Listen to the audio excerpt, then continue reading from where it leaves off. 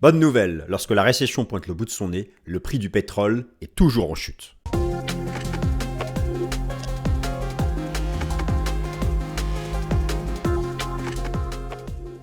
Alors chers amis, bienvenue à la nouvelle édition du Fast and Forex de ce mercredi 26 avril 2023. Je suis ravi de vous retrouver. Rappelez-vous, il y a un mois, je vous ai proposé une vidéo lorsque l'OPEP, l'organisation des pays exportateurs de pétrole, 28% de la production mondiale, a annoncé une coupe dans sa production, créant un gap haussier sur les pétroles en bourse, gap haussier d'ailleurs qui est en train d'être partiellement comblé. J'étais plutôt de ce point de vue-là, mais peu importe. Alors, depuis, que s'est-il passé? Je vais revenir avec vous sur ce conflit global macro et politique qui oppose l'Occident aux pays qui appartiennent à l'OPEP. Je vais revenir avec vous sur l'augmentation de la probabilité d'une récession, en particulier aux États-Unis, au regard des tout derniers indicateurs macroéconomiques avancés qui ont été publiés. Et la bonne nouvelle, les statistiques s'affichent sous vos yeux.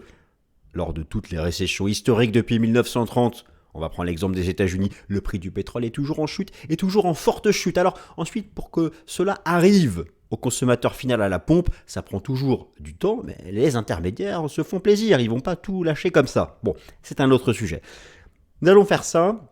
Je vais revenir sur les chiffres de l'inflation attendue aux États-Unis ce vendredi. Alors, l'inflation continue de baisser. Les anticipations d'inflation, vous allez voir, sont toujours en baisse. Il n'y a pas que le prix du pétrole, même s'il y a eu ce gap haussier du début de mois en train d'être partiellement complet. Il y a plutôt du bon de ce côté-là. Le tout dernier rapport mensuel de l'OPEP que je suis allé potasser. Vous imaginez pas j'ai compris, moi, pourquoi ils s'inquiètent. États-Unis, Europe, ils envisagent même que la consommation, pour eux, on fonce en récession. Alors, si on les écoute, vous allez voir. Et en plus de ça, la Chine, elle, qui croit, elle achète son pétrole à bas coût à la Russie. Vous voyez pourquoi ils stressent les pays de l'OPEP? Bon. Et je vous livre enfin mes nouvelles anticipations en termes de trading sur le prix des pétroles grâce à l'ensemble de mes outils techniques. C'est parti. Chers amis, je déclare la session ouverte. Bonne nouvelle, en récession, le prix du pétrole chute. J'ai voulu mettre un titre sympathique. Et je déclare la session ouverte, que le rideau se déploie et que le plan apparaisse. Le plan, il est sous vos yeux. OPEP versus Occident, le prix du pétrole. Bonne nouvelle, la récession, le prix du pétrole en baisse. L'OPEP, ce qu'il faut retenir du tout dernier rapport, l'analyse prospective. On attaque directement par Occident versus OPEP, un affrontement global macro et politique pour le prix du pétrole. Les intérêts des économies majeures, soyez bien certains de ça, les intérêts des économies majeures de l'Occident, en particulier les grands pays importateurs de pétrole, sont actuellement en forte opposition avec les grands pays exportateurs de pétrole, rassemblés dans l'OPEP. Cette opposition est renforcée par l'augmentation de la probabilité d'une récession aux États-Unis et la dimension politique de la quête de la désinflation en Occident. La perspective d'un pivot monétaire de la Réserve fédérale développe une tendance baissière du dollar américain, ce qui diminue d'autant les revenus des pays de l'OPEP, sans oublier la Chine qui en plus achète son pétrole à la Russie à bas coût. Bref, l'OPEP exige un prix du pétrole supérieur à $80, alors que l'Occident importateur souhaite un retour, en particulier l'Europe, à un prix plus raisonnable, autour des 50 et des $60. Donc effectivement, c'est ça, mes chers amis, actuellement, le conflit entre l'OPEP et l'Occident. L'OPEP a joué son va-tout. Alors pourquoi? Vous avez sous les yeux l'évolution, je vais vous montrer ça directement sur la plateforme, ici, l'évolution du prix du pétrole depuis 12 mois. La récession pointe le bout de son nez. Depuis 12 mois, moins 65% pour le prix du gaz naturel, moins 20 pour les pétroles, moins 13 pour le cuivre, qui est d'ailleurs en train de décrocher. Bref, voilà ce qui les stresse, et à cela s'ajoute le fait que le dollar poursuit sa tendance baissière. Cela leur fait des revenus en moins. Voilà donc la source du conflit entre les pays de l'OPEP et l'Occident. Et donc, lorsque l'OPEP annonce une coupe dans sa production, elle joue son va-tout. Elle joue ses revenus. La seule façon pour elle, dans un environnement où la récession pointe le bout de son nez, notamment aux États-Unis et en Europe, c'est de couper dans le gras, c'est de couper dans la production. Pour nous, consommateurs finaux, si récession il y a, forcément c'est désagréable. Récession, une croissance économique négative sur une année, augmentation du chômage, très bien. C'est socialement désagréable. La seule bonne nouvelle, si les intermédiaires jouent le jeu, c'est la réduction du prix à la pompe. Bonne nouvelle, en récession, le prix du pétrole a toujours chuté. Alors, le débat sur la probabilité d'une récession aux États-Unis reste très actif, du fait que de nombreux indicateurs macroéconomiques avancés ont viré au rouge vif, alors que pourtant le marché du travail reste solide, mais vous allez voir dans un instant, je vais vous en montrer certains.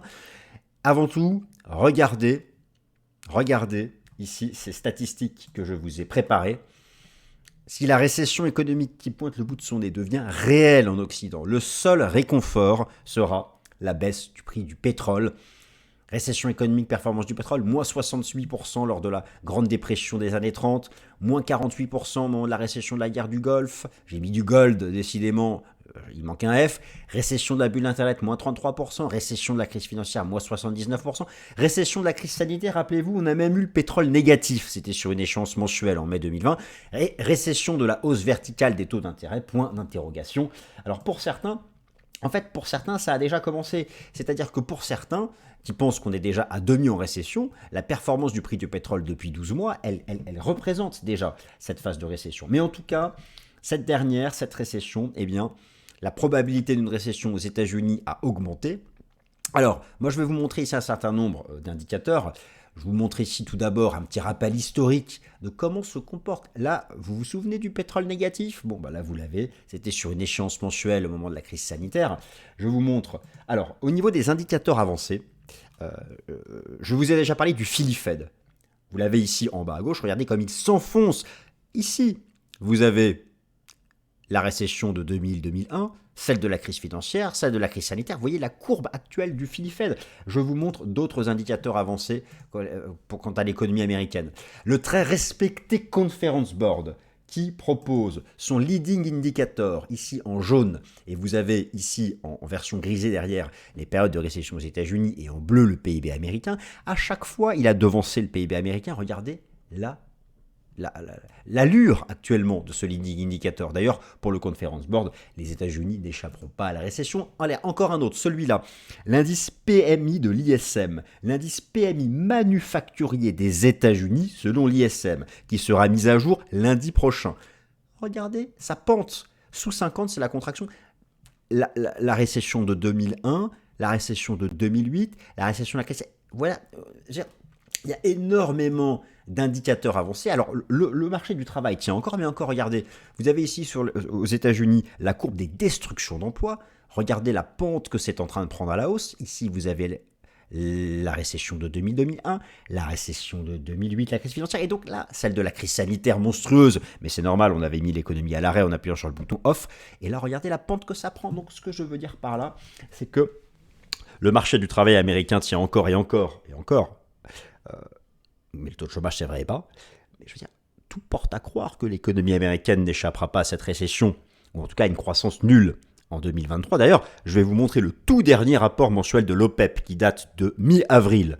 Ils ont mis à jour leurs data. Je vous l'ai montré il y a 3 semaines, ça a été actualisé. C'est pire qu'avant. Surtout pour l'Europe. Ils envisagent une croissance négative de la consommation de pétrole. Bon, c'est pour ça, moi, quand j'ai vu le gap haussier du début du mois, de l'OPEP. Je vous ai dit, voilà, moi je ne croyais pas à une envolée à $90 parce que l'OPEP joue politiquement et global macro son va-tout. Elle ne peut que freiner la baisse du prix du pétrole. C'est tout ce qu'elle peut faire. Ah, sauf si elle met le robinet à l'arrêt.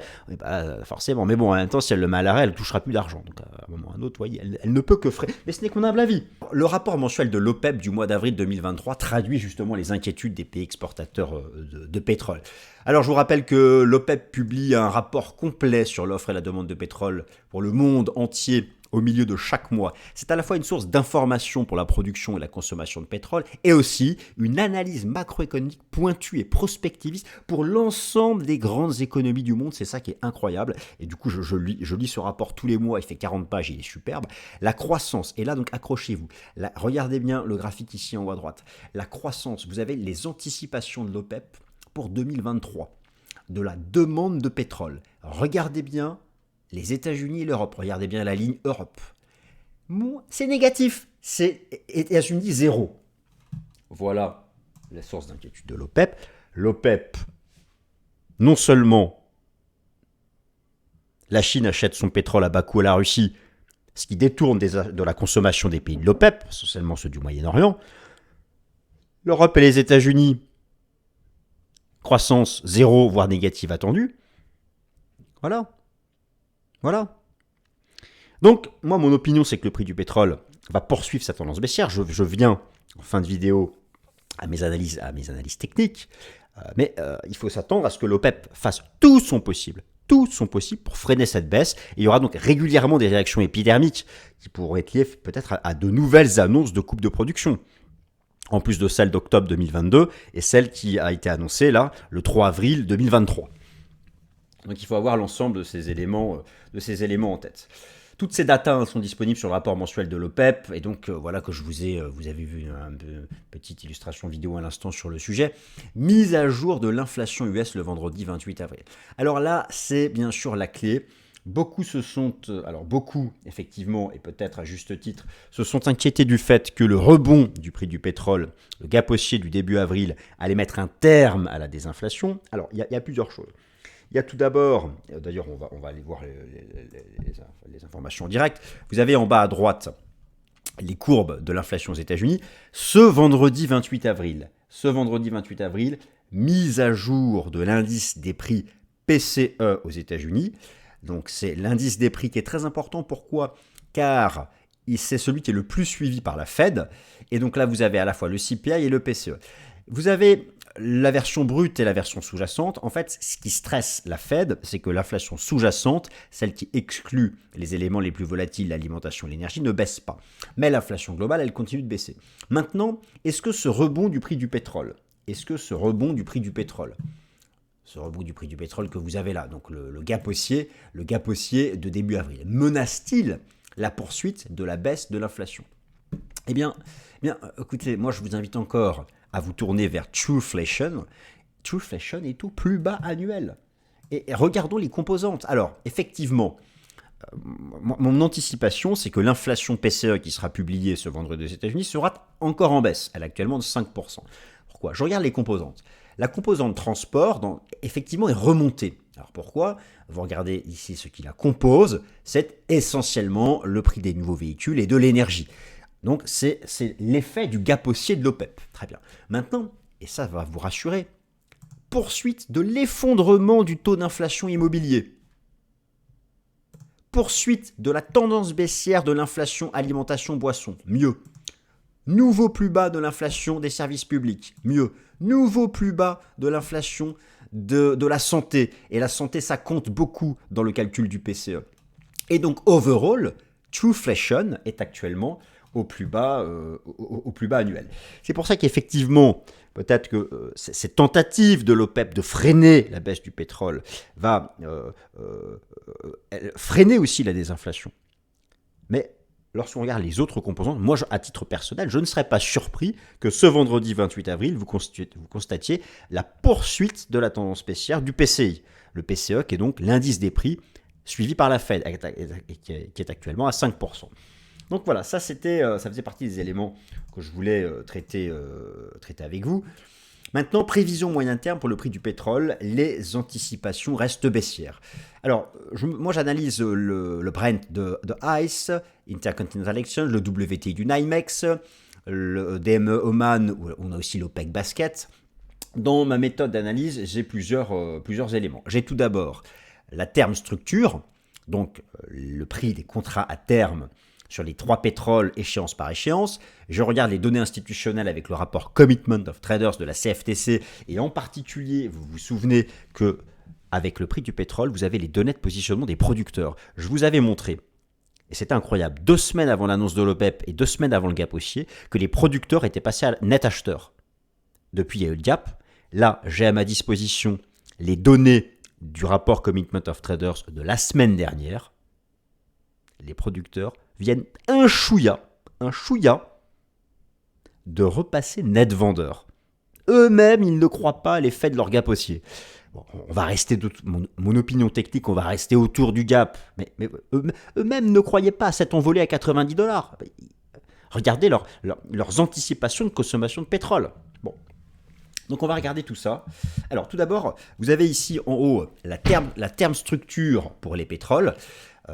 Eh bien, ce sont 3 courbes en backwardation, comme on dit. Donc, ce sont des anticipations de moindre consommation. Maintenant, allons voir ce fameux rapport Commitment of Traders de la CFTC. Donc, je suis comme d'habitude sur le site de la Bourse de Chicago et je me tourne vers l'outil Commitment of Traders. Alors ici, j'ai la liste des produits disponibles, vous avez l'énergie et je vais donc chercher le WTI. Une fois que vous avez fait ça, vous choisissez la catégorie qui vous intéresse. Nous, on s'intéresse aux producteurs de pétrole. Eh bien, donc, regardez, je vais zoomer dessus pour les producteurs de pétrole. Ici, vous aviez eu, donc vous avez en bleu, l'histogramme bleu, les positions longues, en orange ou marron clair, je ne sais pas, les positions shorts, et en jaune, la position nette, c'est-à-dire la différence entre les positions à l'achat et les positions à la vente. 2 semaines avant l'annonce de l'OPEP le 3 avril, il y avait eu une inflexion haussière de la position nette, avec des positions longues qui étaient passées au-dessus la ligne de 0 est ici pour la position nette, vous voyez, net position. Et bien là, regardez, la position nette a reculé, et elle est à 0, c'est ça qui est incroyable, elle est pile à 0, mais elle est repartie en tendance baissière. Donc les producteurs sont à nouveau en train de se couvrir, en ayant tendance à re-shorter, et craignant justement cette récession.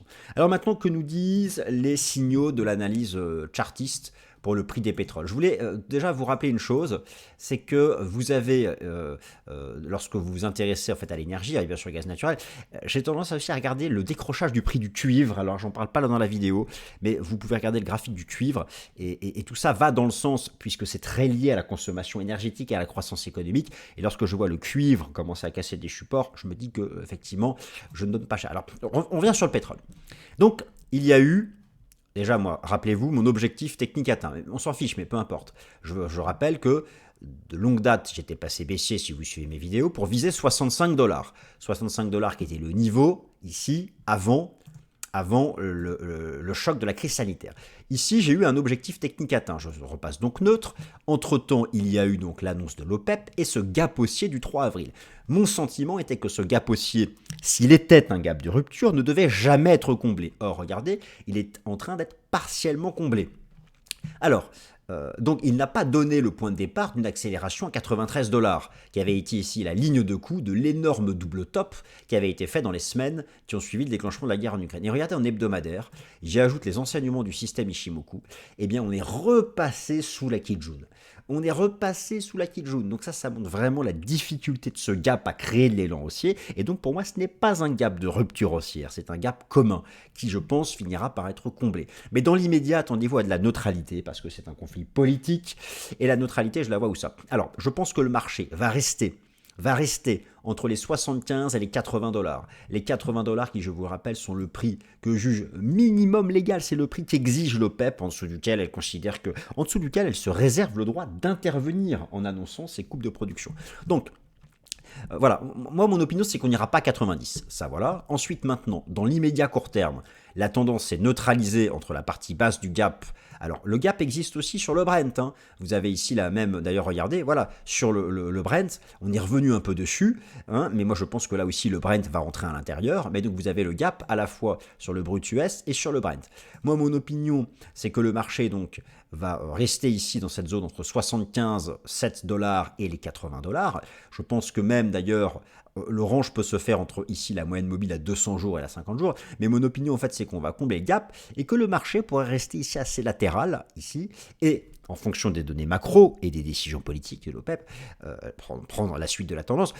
Où se situe le seuil de décrochage baissier? Pour moi, si on repasse sous le gap, si le marché casse 75,7, on redécroche à 65. Voilà mon opinion. Si le marché casse le support à 75,7, il y aura à nouveau une tendance baissière vers les 65 $. Mais dans l'immédiat, attendez-vous à quelque chose d'assez neutre. Mais en tout cas, le scénario d'une explosion haussière à 90 $, en ce qui me concerne, c'est un scénario que j'ai tendance à écarter. Voilà mes chers amis, j'espère que ce nouveau point sur le pétrole vous a plu. Si c'est le cas, merci encore une fois beaucoup pour vos likes.